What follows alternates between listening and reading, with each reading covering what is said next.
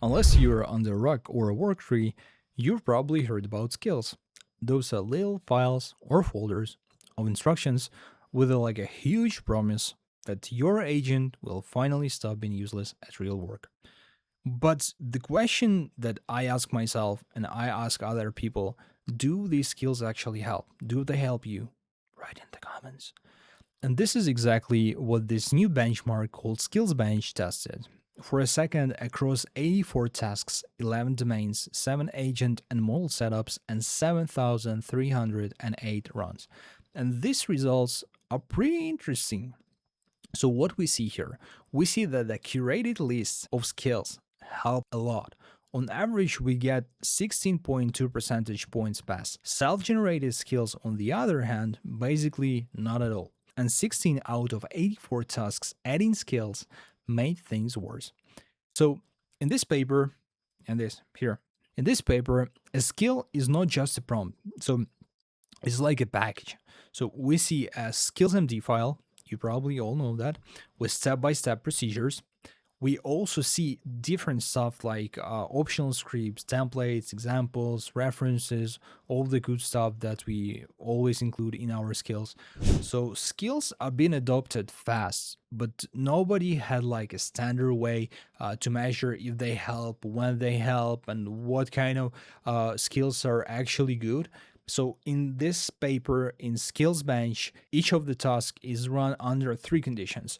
So we have no skills at all, we have with curated skills, and we have self-generated skills. So this is when the agent writes its own skill first and then uses them. So the pipeline looks like 3 phases. The first one, it like collects a big skill X system. Then we do the quality filtering and leakage preventage and run the evals on multiple models. So they ended up with tasks spread across like 11 domains.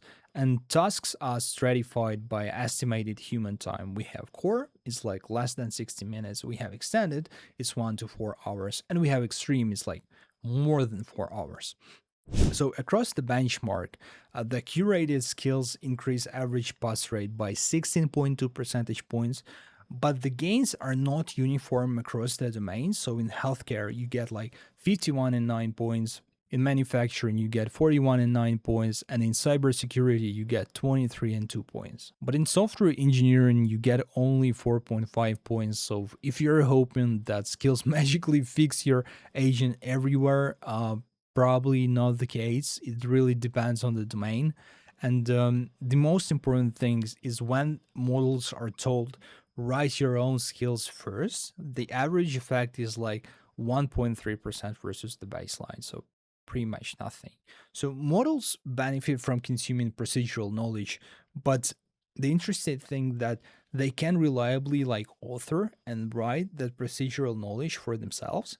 So, and it's kind of big deal if you kind of start understanding what I'm talking about. So because it kind of hits a limit when the model may have like raw knowledge, but it really struggles to like compress it into usable and like correct procedures.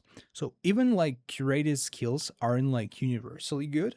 So 16 out of 84 tasks have negative deltas. Skills made performance worse.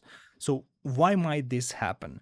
So the paper's framing is basically skills can add conflicting guidance. This is one of those things. So it can also add unnecessary complexity. It can also waste context budget so that what really matters and pick up some trash.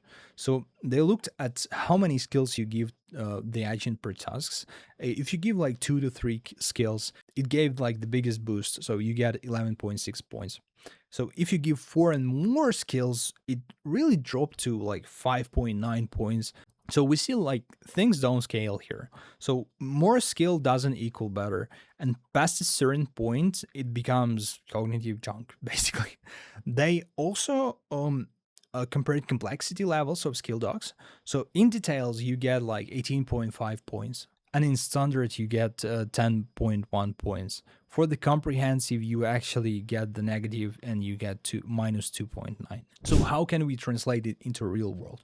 So giant docs that are dumped into skills can be worse than nothing. And the problem is that agents struggle to extract the actionable steps. And one of the more practical findings is that a smaller model with scales, and it's kind of surprising, can outperform a bigger model without them. Let's take, as an example from this paper, Haiku 4.5 and Opus 4.5. You know that there is like an intermediate between those and it's Sonnet, but the craziest thing here is that Haiku got 27 and 7% and Opus got 22. So here we see that skills can partially substitute for role model scale, at least on procedural tasks. They also look at cost versus pass rate. It's a Pareto frontier. So skills shift the frontier upward, meaning you can get better performance for a given cost. And there is an interesting behavior there. So smaller models may use more tokens to compensate for the exploration that they do, but still be cheaper if tokens pricing is low enough. So if you're building an agent system right now, SkillsBench suggests that you should probably use curated skills and not let the model write its own subs. You need to keep skills focused, so you aim for 2 to 3 modules per task and avoid like giant skill wikis. And you should expect variance. So some tasks will get worse. This is what will happen. So you need paired evals, basically A/B tests with and without skills. So this benchmark is mostly terminal container task with deterministic verifiers. That's great for rigor, but it may not fully transfer to GUI agents, multi-agent coordination, or like super long horizon work, like Opus 4.6 just got like what, 13 hours of work? I don't really remember. So still it's one of the cleanest studies so far on whether skills are real or just vibes. The truth about all of this is skills help a lot, but only when humans curate them, and sometimes the skill is actively harmful and you should just go without a skill. No skills like wipe coding. So what we can see here is that a good checklist, it beats like a huge doc, a huge wiki, 1,000-page manual, and it can really benefit your work. And I hope uh, SkillsBench helped you, and I hope this video also helped you. And have a great day.